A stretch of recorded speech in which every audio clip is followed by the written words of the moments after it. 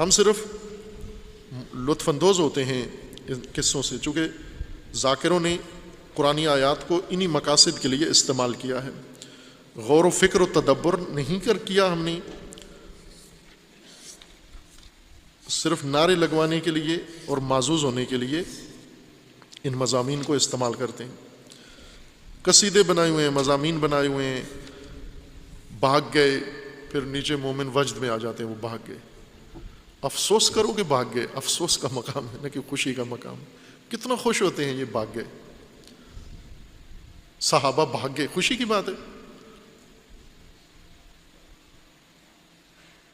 رسول اللہ اکیلے رہ گئے، یہ خوشی کی بات ہے. اور توجہ کریں، اس بھاگنے پہ، اس ترک میدان پہ اور اس عمل پہ قرآن کریم نے ایک ایسا راز بتا دیا، ایک ایسا سوال اٹھا دیا، ایک ایسا موضوع چھیڑ دیا قیامت تک کے لیے، تمام امت کے لیے، کہ جنگ احد میں تو رسول شہید نہیں ہوئے، بچ گئے. اللہ تعالیٰ نے محفوظ رکھا، حفاظت کی. اب اس پہلے اس سورہ آل عمران میں آیا 144 اس جنگ کا ذکر ہے. جنگ کے ذکر کے بعد آخر میں قرآن کریم میں اللہ تعالیٰ نے یہ سوال اٹھایا مومنین کے لیے، سب کے لیے، ہم آپ کے لیے. وما محمد صلی اللہ علیہ وآلہ وسلم الا رسول، محمد فقط رسول ہیں اللہ کے، فقط اللہ کے رسول ہیں.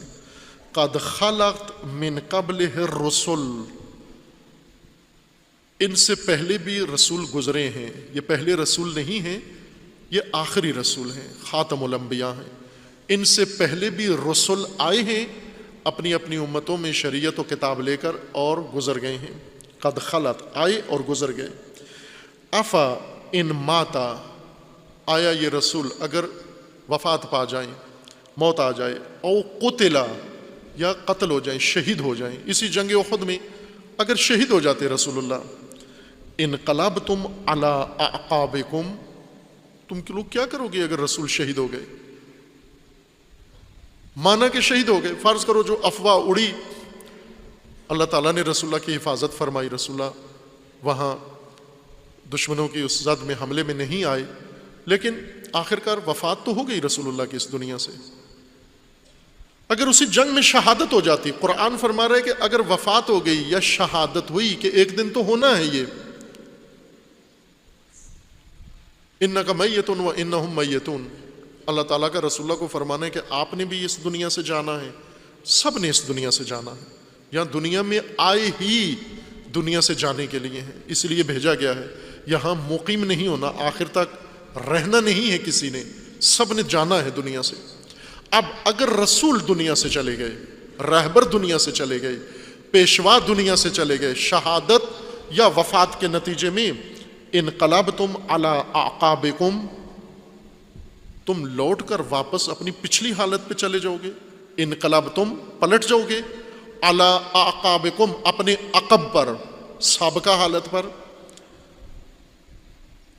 وَمَن يَنْقَلِبْ عَلَىٰ عَاقِبَيْهِ فَلَن يَضُرَّ اللَّهَ شَيْئًا، اور جو بھی رسول اللہ کو چھوڑ کر، رسول اللہ کی وفات کے بعد رسول اللہ کو بھی چھوڑ گیا، اگر رسول اللہ کے ہوتے ہوئے یا رسول اللہ کے بعد اگر چھوڑ کر منقلب ہو کر واپس انقلاب عقبی، انقلاب قہقری، انقلاب بازگشت، انقلاب واپسی، دوبارہ اس حالت قبلی میں چلا گیا، یہ جان لے کہ اس نے اللہ کو کوئی نقصان نہیں پہنچایا. فَسَيَجْزِي اللَّهُ الشَّاكِرِينَ، اور خدا شاکرین کو، قائم رہنے والوں کو جزا دے گا. یہ قرآن کریم کا سوال ہے کہ اگر رسول اللہ شہید ہو گئے یا وفات پا گئے تو تم کیا کرو گے؟ واپس پلٹ جاؤ گے اپنے سابقہ عقبی پہلے نظام کی طرف؟ اور ایک دن رسول اللہ اس دنیا سے چلے گئے. جنگ احد میں تو بچ گئے، رسول اللہ کی شہادت نہیں ہوئی، افواہ اڑی، اور اس افواہ سے انہوں نے میدان جنگ ترک کر دیا. ترک میدان سے قرآن نے ان سے وہ بات پوچھ لی جو بہت بنیادی تھی کہ یہ رسول آج تو شہید نہیں ہوئے، لیکن ممکن ہے کسی اور حادثے میں جنگ میں شہید ہو جائیں, ممکن ہے وفات ہو جائے, امت کیا کرے گی, پیروکار کیا کریں گے, مومنین و مسلمین کیا کریں گے اس دن؟ آیا واپس چلے جاؤ گے اپنی سابقہ حالت پر؟ خب اب ہم دیکھیں کہ رسول اللہ بالآخر 11 ہجری 28 صفر کو اس دنیا سے رخصت ہو گئے. قرآن کا یہ سوال کہ کیا کرو گے اس دن, تم کیا کرو گے؟ آیا امت قائم رہی رسول اللہ کی راہ پر یا لوٹ گئی, پلٹ گئی؟ انقلاب عقبی انقلاب نبوی کے بعد وقوع پذیر ہوا. انقلاب نبوی نے ان کو جہاں پہنچایا تھا, انقلاب عقبی نے انہیں دوبارہ واپس پلٹا کے اسی نظام میں دھکیل دیا. یہ کام ہوا یا نہیں ہوا؟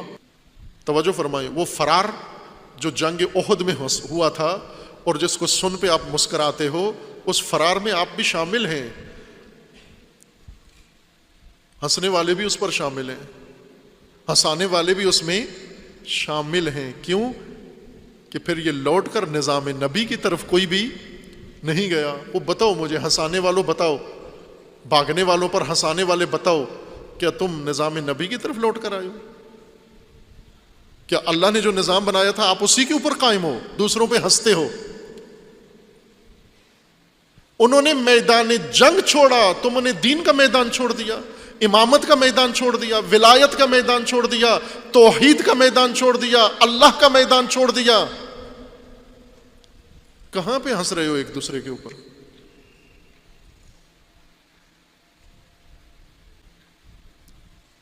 اب انسان دوسرے پہ ہنسنے سے پہلے کہتے ہیں اپنے گریبان میں منہ ڈال کے دیکھ لے کہ ہم قائم ہیں اس کے اوپر. کہاں ہے وہ نظام اللہ کا جس کے بارے میں قرآن کہہ رہا ہے کہ نبی کی وفات کے بعد چھوڑ دو گے؟ چھوڑ دیا, پھر لوٹ کر نہیں آئے. ایک دفعہ چھوڑا, رسول اللہ کے بعد امامت کو چھوڑا, آج تک لوٹ کر نہیں آئے, آج تک لوٹ کر نہیں آئے. نہ شیعہ لوٹ کر آیا, نہ سنی لوٹ کر آیا, آج تک نہیں آئے. لوٹ کر آئے تو بتاؤ کہاں ہے نظام امامت؟ کس دور میں رہا ہے نظام امامت؟ ایسے بھاگے, پلٹ کے بھی نہیں دیکھا کہ تھا کیا, اللہ نے کیا بتایا تھا, اور ہم پلٹ کر نظام جاہلیت کی طرف آئے. اور پھر جاہلیت میں راسخ ہوتے ہوتے ڈوبتے ڈوبتے جاہلیت عرب کے اندر چھلانگ لگائی, اسلام کو چھوڑ کر, اور پھر اسی غوطے کے اندر جاہلیت غرب میں جا مبتلا ہوئے. ڈوبے جاہلیت عرب میں تھے اور پہنچے جاہلیت غرب میں ہیں. آپ بتاؤ مجھے, ابھی پڑھتے کیا ہو, پہنتے کیا ہو, کھاتے کیا ہو, سوچتے کیا ہو, تمہارا نظام کیا ہے, تمہارا آئین کیا ہے, کہاں سے آیا ہے, بولی کون سی بولتے ہو؟ سب مغرب کی. پھر کس پہ ہنستے ہو؟ جاہلیت غربی میں سر سے پاؤں تک غرق ڈوبے ہوئے, اور قرآن یہی تو پوچھ رہا ہے کہ نبی کے پاس کدھر جاؤ گے, نبی کے بعد کدھر جاؤ گے, کہاں کھڑے ہو؟ آج اپنا جائزہ لو, ذرا اپنا تجزیہ کرو. ہم رسول اللہ کے بعد آج کہاں کھڑے ہیں؟ واقعاً وہیں کھڑے ہیں جہاں رسول اللہ چاہتے تھے, جہاں رسول اللہ پسند کرتے تھے.